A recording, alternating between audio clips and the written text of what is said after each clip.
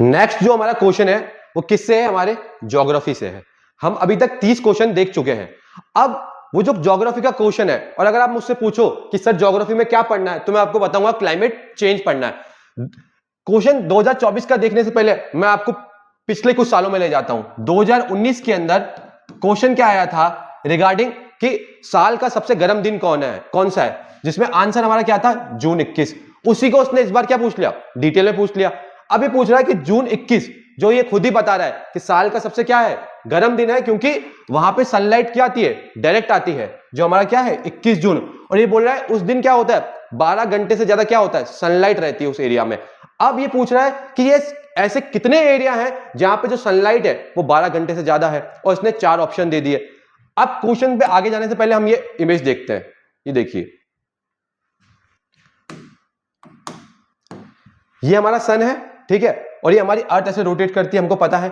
अब आप देखिए मार्च 19 को क्या हो रहा है, मार्च 19 को क्या हो रहा है, जो सनलाइट है वो किस पे जा रही है, इक्वेटर पे आ रही है। फिर आप थोड़ा सा और आगे जाइए, जून में जो सनलाइट है वो डायरेक्ट कहां पे जा रही है, हमारे ट्रॉपिक ऑफ कैंसर पे।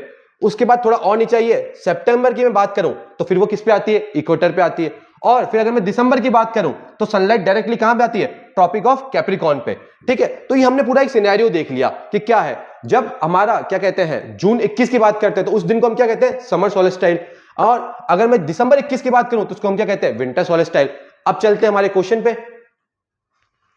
क्वेश्चन क्या बोल रहा है यहां पे कि ऐसे कौन से एरिया हैं जहां पे सनलाइट क्या आ रही है, डायरेक्ट आ रही है। अभी हमने देखा इक्वेटोरियल पे तो कब आ रही थी, 13 मार्च को आ रही थी, तो ये तो हो गया रॉन्ग, ठीक है। फिर हमने देखा कि ट्रॉपिक ऑफ कैंसर, हाँ यहां पे सही आ रहा था।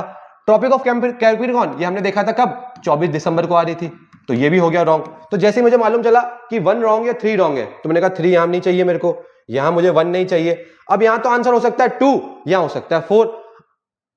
2 तो कंफर्म है, तो 2 तो चलो ठीक है, देखने की जरूरत नहीं है। अब वो देखते हैं 4th को।